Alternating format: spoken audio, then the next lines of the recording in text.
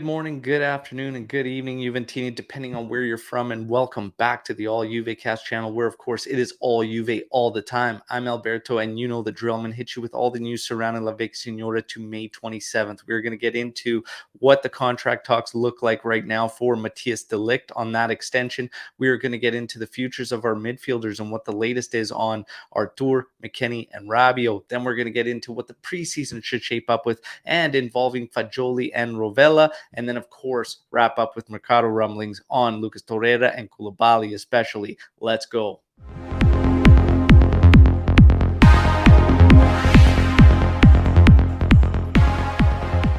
All right, Juventini, before we get into this, quick reminder to get maximum likes on this video. It all helps. Thank you for the support, but make sure you hit the like button on this video. And if you're new here, subscribe to the channel. It's your one-stop shop for everything Juventus. And another reminder that this Sunday at 8:30 a.m. Eastern time, we're going to have a panel. We're going to be live. It's going to be a live Storm the Barn session where you get all your questions, comments in there, and we basically discuss it as a panel. And there's sure to be some arguments based on our group chat because we have quite a few differing opinions going on right now with all the news surrounding events. So make sure you're live for that one and join us in on the fun. Okay, now let's get into this.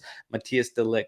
There is a big gap in the reports that are being stated in regards to his contract extension. Okay, some saying that the release clause will be brought down to somewhere around the 120 million, but Giovanni Albanese basically remains that it is going to be around that 80 million euro mark for his release clause. So this is obviously very, very concerning for many Juventini. I painted the picture saying that to me, look, this release clause still sees us getting money based on the prorated fact and how long he's already been with Juventus, which has been 3 seasons. However, this to me just looks like a guy that is basically setting the team up for, hey, if we don't get our act together, I'm going to be out the door. So he wants that enticing release clause. However, what this does for me, and I understand De Ligt looking at it for himself, but this is one of the things when you get one of these generational talents so early, you always run the risk of losing them and them moving on beyond your club. The other thing is you especially run that risk when you have a project that has basically been restarting in each of his 3 years. So there's just no stability there right now. And our project is just trying to get going again while he's in his 3rd year with us. So it makes sense from his standpoint, but it makes sense why Juve is running the risk of losing De Ligt. If this is the scenario that we're in right now, maybe, just maybe, there's a lot of fans that are saying just move on from him immediately. It definitely makes me change my stance on where I stood with him and the captaincy, just because we know he's not going to be a part of the future. I feel like that's inevitable, to be honest. So anything can happen, anything can change, but Juventus might be better off making a move while the release clause is higher in order to work a deal. You get it that low, somebody just comes in and pays that, and you can't get the benefit of the maximum amount of potential capital gain that you can make from De Ligt. But for me,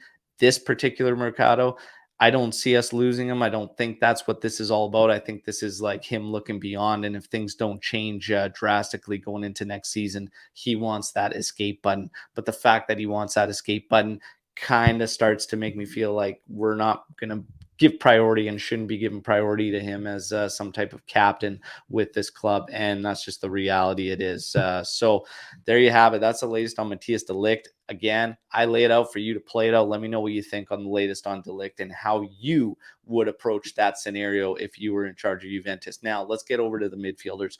Artur has apparently told Juventus he wants to leave. Rumors are he's got his stuff packed up and he's ready to go. So they're going to continue to work on a deal. What that does is make McKennie and Rabiot pretty much locks to stay at Juventus unless a good solid offer comes in, and then Juve would apparently basically address that and explore that option. But Artur has been asked to leave. Apparently it comes down to time and him not getting guarantees. So there you have it. That's the latest on the midfield situation. Now, Muriel. Muriel is said to be the favored ahead of Arnautovic for who's going to be playing backup striker to Dusan Vlahovic.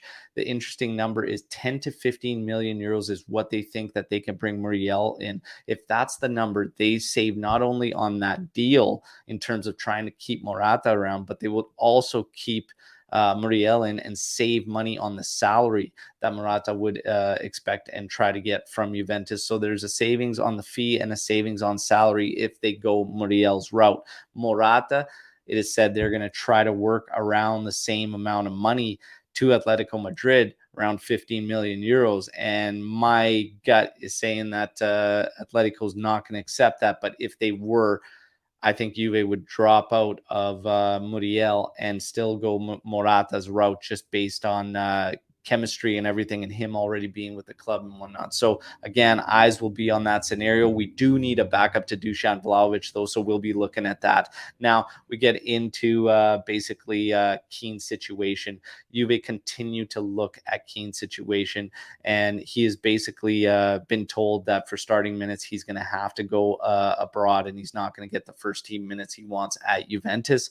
So they are looking at those options, still looking for a way to make that purchase and then move him on immediately and see what that means, maybe in terms of a swap, maybe in terms of just a sale, and then look to Raspadori. Raspadori remains heavily linked with Juventus, and they highly like this player and want to bring this player in.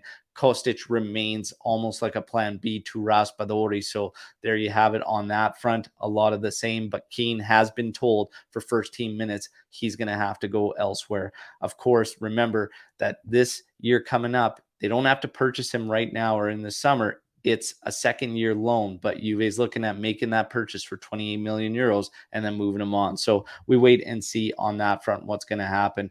Now, in terms of Udogie, Juventus finally preparing 20 million euro bid for Udogie. Okay, so my stance on this is obviously great player that I'd be very excited if we added. But here's the thing. I think you're going to get a lot of this news right now on the Mercato and all these recurring news threads because Juventus is still waiting. Juventus is still waiting. They said they wanted to lock up by this week or early next.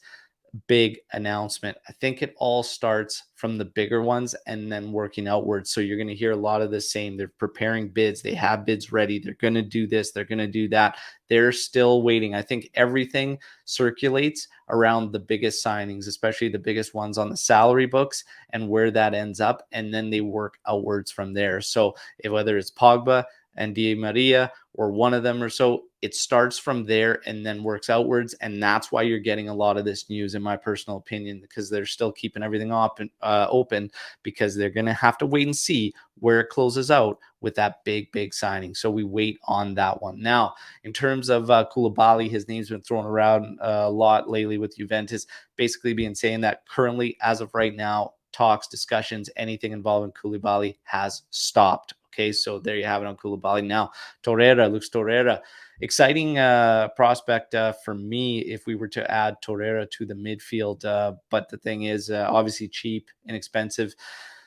Again, it all starts with what we do in the midfield, who stays, who goes, and then looking there. I don't think we're going to be sacrificing one of the young guys, especially if Fagioli's going to take a stance like he has in terms of contract, whatnot, to just bring in a Torreira. I don't think there's a big jump there necessarily to make that that worthy move for Torreira. If we're bringing in a Pogba, you've got, if you're going to be keeping McKennie, okay, Zakaria is already there. You've got Locatelli. I don't know if you make that move. If you're going to make another move for a midfielder, it's got to be a definitive one. And I just don't know if Torreira really is a definitive move in that midfield to go after. But the price is right, and he is a good midfielder. He would add depth. But again, what does this do to the youngsters? What does this do to the project overall?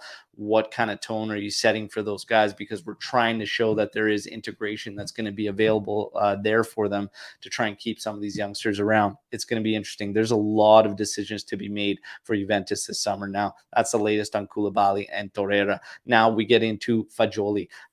I mentioned there that he's basically given the team almost like an ultimatum, saying that, hey, if I'm not going to be integrated at some point, that I'm going to move away from this and not going to be extending his contract with Juventus. There are some Juventinians, some of you that I saw in the comment section saying basically they don't like this from Fagioli. I see it a different way. I actually respect the fact that he's doing that, because he's looking out for himself, and he has to, basically, especially given Juventus's track record. And I do feel he's warranted to be in with the team. If we think back, he was with the team. He was getting occasional minutes under Pirlo then, and then he went to Serie B on a loan, where he's absolutely destroyed that league and had a fantastic season. Got that team worked up to promotion into Serie A. Now he's fighting for his team, for a spot in the team and whatnot. I have no problems with what he's doing. And to be honest, it's up to Juve. They need to make a decision. Hey, because if they want him to extend, if they expect him to extend his contract, but then just go out on another loan, that's asking too much. Juve's going to have to essentially shit or get off the pot with Fagioli. Okay. So they're going to have to make some type of commitment to him if they want that renewal. And for me, in my personal opinion, they should do that. Now, Rovella was another one of the names. It's been between Fagioli, Rovella, and Miretti for apparently one spot, but I think there might be two spots for these guys. I see Miretti going out on loan. Rovella will get his opportunity with Juventus in the preseason, and that's going to be where Max Allegri makes his decision, apparently, on what to do with Rovella. Fagioli staying and being a part of the first team is becoming more concrete from what we're hearing out there. Miretti, here's the kicker. It is silly season. Miretti also said to have a spot in the team moving in next season already. So there you have it. That's the latest. It's absolutely wild. It's called silly season for a reason when it comes to Mercado, and that's exactly what it is right now. So you're going to hear contradicting things and a lot of different reports, but there's the latest on Juventus. And you know what I love? I love hearing from each and every one of you Juventini. So again, like the video, subscribe to the channel, but most importantly, drop your thoughts, opinions, and comments in the comment section to this video. And I can't wait to mix it up with all of you. And don't forget about that live this Sunday, 8:30 a.m. Eastern Time. Hope to see you all there. Fino alla fine, Forza Juve. Ciao tutti.